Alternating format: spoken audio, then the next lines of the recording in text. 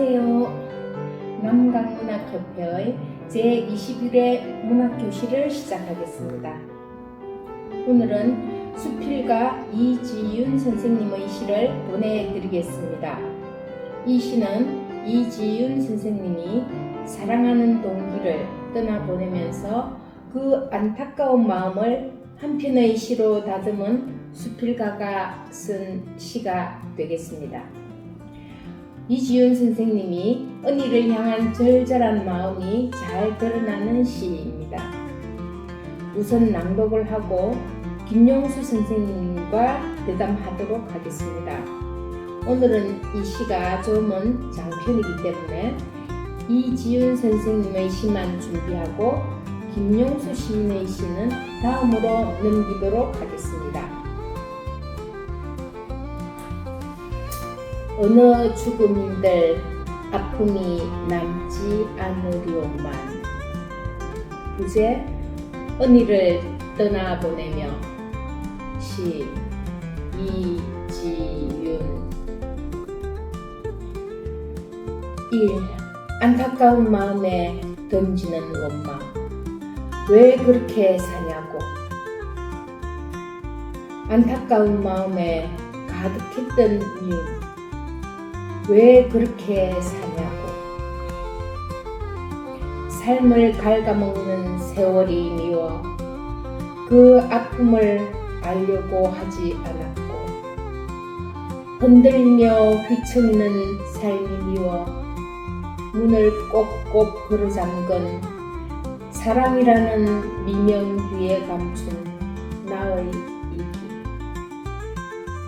우리의 이기. 2. 창문을 열어도 빛 한 줄기 들어오지 않는 캄캄한 한낮. 달빛이 그리워 시리도록 차가운 밤하늘을 바라보아도 끝내 미소를 보내는 별은 없었으니. 너는 아느냐 통곡하는 그리운 마음을. 몸서리치며 손을 내밀어도 어머니는 먼 하늘의 별이었고, 울부짖으며 불러도 끝내 대답 없는 보고 싶은 언니 동생들. 흔들며 걷던 지난날의 내 모습만 바라보며 통곡은 보지 못하고 원망하는 모습만 바라보며 담아주려고 하지도 않은 채 그렇게 산다고, 아직도 그렇게 산다고 질책만 했었지. 만 남은 슬픔을 너는 아느냐. 찢어져 쪼그라진 허파, 쉼없이 매달리는 부러진 뼈 조각이 주는 고통을 너라면 무엇으로 채우고, 너라면 무엇으로 달랠 거냐. 어쩔 수 없는 선택으로 한 잔의 막걸리에 의존하는 몽환이었지만,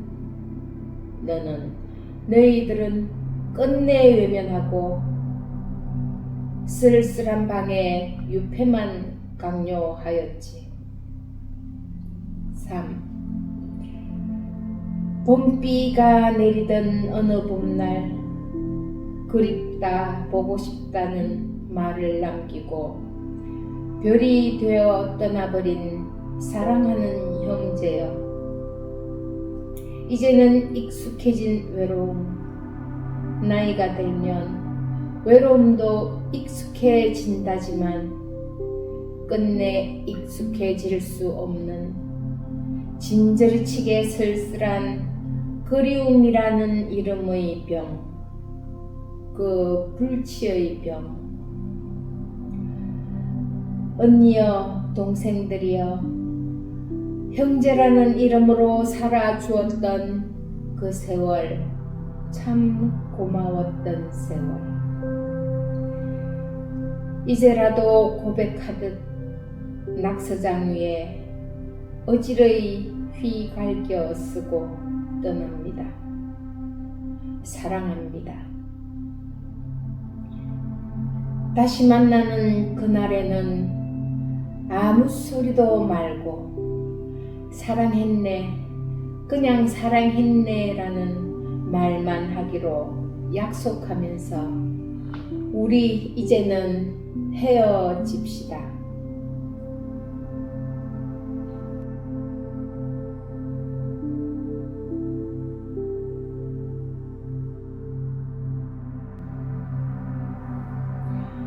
선생님 안녕하십니까? 예, 안녕하십니까. 벌써 벚꽃이 지고 어느 틈에 푸른 옷으로 갈아입는 계절이 되었네요. 벚꽃 구경은 다녀오셨습니까? 시를 쓰는 사람들은 눈을 감고 벚꽃이 핀 거리를 상상하면 머릿속으로 꽃 구경 다 하잖아요. 좀은 현실감이 떨어지겠지만 떨어지는 현실감을 시적인 상상력으로 채우면 결국 현실보다 더 멋진 꽃 구경을 할 수 있습니다. 저는 그렇게 채웠습니다. 네, 저도 일에 쫓겨 도시락 싸들고 구경 가지는 못했지만 그래도 오가는 길에 길가의 벚꽃은 실컷 구경했습니다. 좋겠네요. 옛날에 김밥 도시락에 삶은 계란 몇 알 넣고 온 가족이 들로 산으로 꽃 구경 가는 재미와 낭만이 있었지만은 이제는 그런 낭만의 시절은 없어진 것 같아요. 오래전 제 개인적인 추억의 단편을 한번 그려볼까요? 네, 짧게요. 네, 짧게. 이제는 돌아가신 어머니인데요. 저희 어머니 성함이 하루코입니다. 한국말로 하면은 봄춘자를 써서 춘자입니다. 벚꽃이 피는 봄의 여인이었죠. 옛날 중학교 때 어머니와 저 그리고 저 두 동생이 김밥 도시락 싸들고 서울 경복궁으로 밤벚꽃 놀이를 간 기억이 있습니다.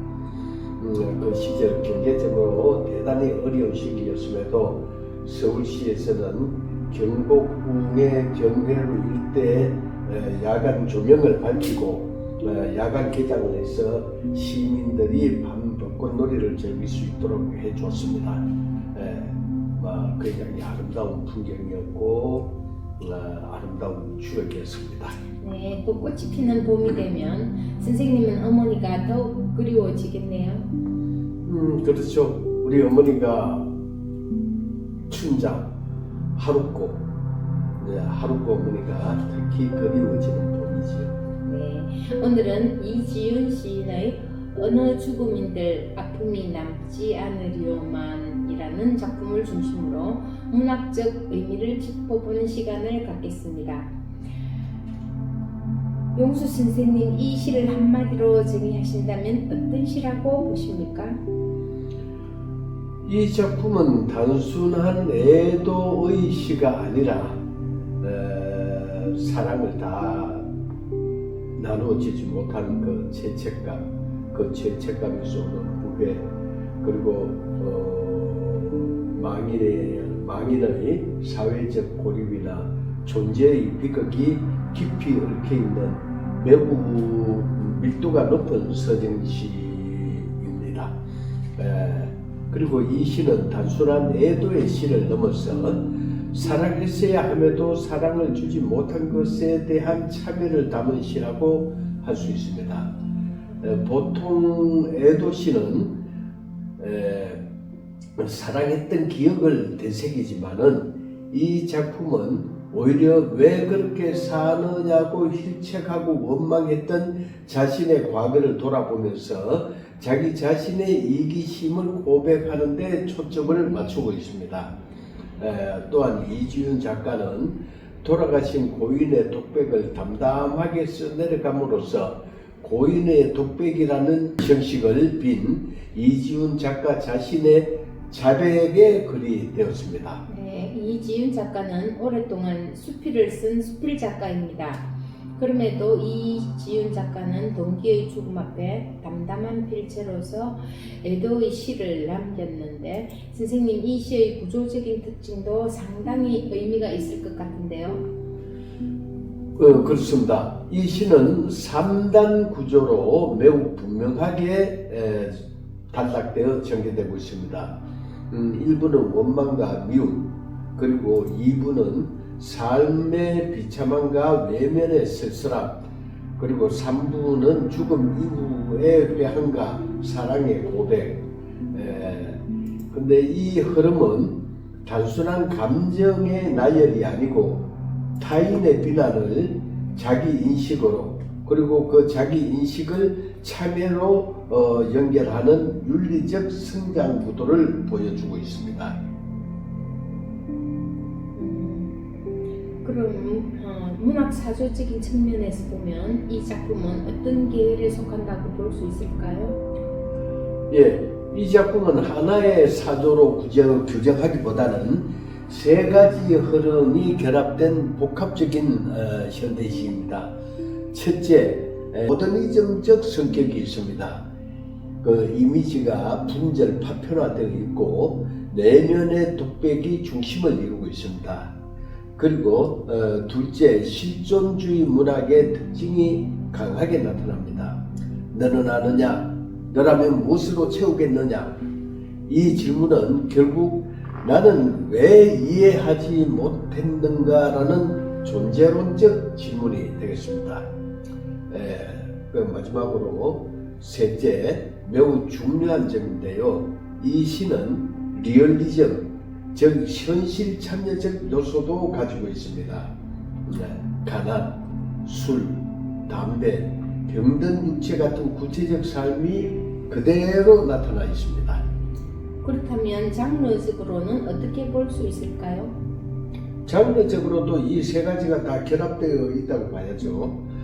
죽은 이를 기리는 애도시이면서 자신의 죄를 고백하는 참회시이고, 또 고통받는 삶을 드러내는 일종의 정언시라고도 볼 수 있습니다. 그래서 저는 이 작품을 실존적 참회형 애도시라고 그렇게 정의합니다. 네, 다른 시인들과 비교했을 때 이 작품의 위치는 어떻게 보십니까? 수필가가 쓴 한 편의 시를 가지고 다른 시인들의 시와 비교를 한다는 것이 다소 무리가 있을 수 있습니다. 그러나 제가 이지윤 수필가의 작품을 여러 편 읽은 경험으로 볼 때 이지윤 수필가가 왜 시를 쓰지 않는지 하는 의문을 가질 때가 많이 있었습니다. 물론 띄엄띄엄 시도 쓴 걸로 제가 알고 있습니다. 그런데 그의 수필은 어떤 면에서는 수필 작품 전체가 하나의 시로 읽혀질 때가 있거든요. 그런 면에서 그의 작품의 내면을 흐르는 시적 요소를 제가 충분히 읽을 수가 있습니다. 그리고 다른 그 시인들의 시와 굳이 비교한다면은 먼저 김수영 시인의 시와 비교할 수 있겠습니다.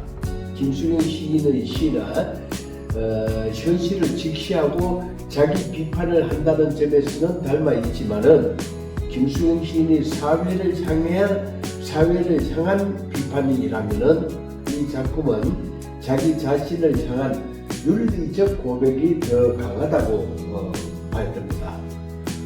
또 이상 선생의 시와 비교하면은 이상의 시가 단절과 불안이라는 점에서 이지윤 선생님의 시와 유사하다고 볼 수 있지만 이 시는 감정이 더 직접적이고 뜨겁다고 봐야 됩니다. 그리고 윤동주 선생의 시와 비교하면 윤동주 선생의 시는 죄의식과 자기 성찰이라는 점에서는 아주 닮아 있습니다. 그러나 윤동주 선생의 시가 순결한 방식이라면 이 작품은 현실 속에서 무너진 윤리에 대한 뒤늦은 후회입니다. 마지막으로 미국의 여류 시인이면서 소설가인 실비아 플러스와 비교할 수도 있을 것 같습니다. 즉 실비아 플러스가 여성의 삶과 고독, 내면의 갈등을 이미지화하여 표현한 것은 매우 유사하다고 볼 수 있지만 실비아 플러스가 자기 파괴적이라면 이 시는 타인을 향한 책임의 문제를 제기한다는데 차이가 있다고 보입니다. 네, 이 시에서 특히 인상적인 표현 기법이 있다면 어떤 부분일까요? 또 세 가지를 말씀드리고 싶습니다. 첫째, 반복법입니다. 왜 그렇게 사냐고 하는 표현이 중복되고 있는데 처음에는 비난이지만 결국 자기 고백으로 변하면서 그걸 반복함으로써 시적 감정을 끌어올리고 있습니다. 그리고 둘째, 질문 형식입니다.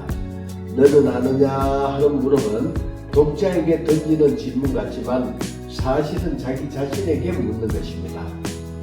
그리고 신체 이미지의 사용입니다. 찢어진 허파, 부러진 뼈조각 같은 표현은 고통을 매우 구체적으로 리얼하게 만들어내고 있습니다. 마지막으로 이 시가 우리에게 주는 가장 큰 메시지는 무엇이라고 보십니까? 이 시의 핵심은 사랑을 이해하지 못하면 원망이 된다라는 호소라고 봐야 됩니다. 우리는 종종 사랑한다는 미명하에 상대를 판단하고 재단하고 외면하고 고립시키면서 자기 판단의 세계로 그 상대를 끌어들이려고 합니다. 이 시는 그것을 정면으로 질책하고 있습니다. 그 질책은 결국 상대에 대한 것이 아니고 자기 반성적인 것입니다. 그리고 마지막에는 이렇게 말하죠. 사랑했네. 그냥 사랑했네. 이 말은 용서받기 위한 말이 아니라 이미 늦어버린 사랑의 고백입니다. 그래서 더 가슴 아픈 시입니다. 네, 선생님, 이지훈 스필가의 이 시는 리얼리즘과 참여문학적 요소를 갖추고 있는 것 같은데 어떻게 보십니까? 이 시에서 주목해야 될 점은 시가 감상에 머물지 않는다는 것입니다.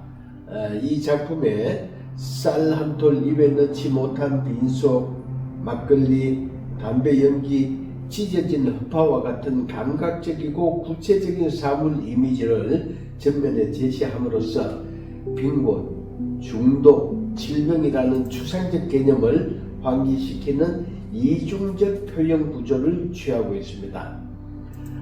이러한 구체와 추상의 병치는 단순한 사실적 재현을 넘어서 개별적인 경험의 청위를 보편적 사회 현실로 확장시키는 미학적 장치로 기능한다고 그래 할 것입니다. 특히 육체의 결핍과 훼손을 드러내는 신체적 이미지는 추상적 언어가 지니는 관념성을 해체하고 고통의 실제성을 감각적으로 재현하게 한다는 점을 주목해야 합니다. 이는 독자로 하여금 고통을 개념적으로 인식하는 차원을 넘어서 신체적 감각을 통해 직접적으로 체험하게 하는 효과를 낳습니다. 결과적으로 이지훈 씨의 이 시는 구체적 이미지와 추상적 의미의 긴장관계를 통해 의미의 밀도를 심화시키며 개인적 비극을 사회적, 실존적 차원의 문제로 전이시키는 데 성공했다고 할 것입니다. 이런 표현 전략은 현실의 비참성과 인간 존재의 파괴성을 극대화해서 드러내는 동시에 시적 감상의 강도를 극단적으로 고양시키는 핵심적 요인으로 작용합니다. 이 점에서 이 시는 참역시 혹은 사회적 리얼리즘 시의 성격도 함께 가진다고 보겠습니다. 네, 오늘 깊이 있는 말씀 감사합니다. 이 작품이 한 개인의 단순한 슬픔을 넘어 우리 자신의 삶을 돌아보게 하는 시라는 점이 인상적이었습니다. 다음에도 우리 남강문학인들의 작품을 소개하면서 더 깊이 있는 강좌의 시간이 되도록 하겠습니다. 선생님 감사합니다. 예, 감사합니다. 구독자 여러분, 나가시기 전에 꼭 구독과 좋아요를 눌러 저희에게 힘을 넣어주시기 바랍니다. 오늘도 김용수 시인과 함께하는 시간이었습니다. 여러분의 문학 세계에 조그마한 힘이 되었으면 합니다. 다음 시간에 뵙겠습니다. 감사합니다. 감사합니다.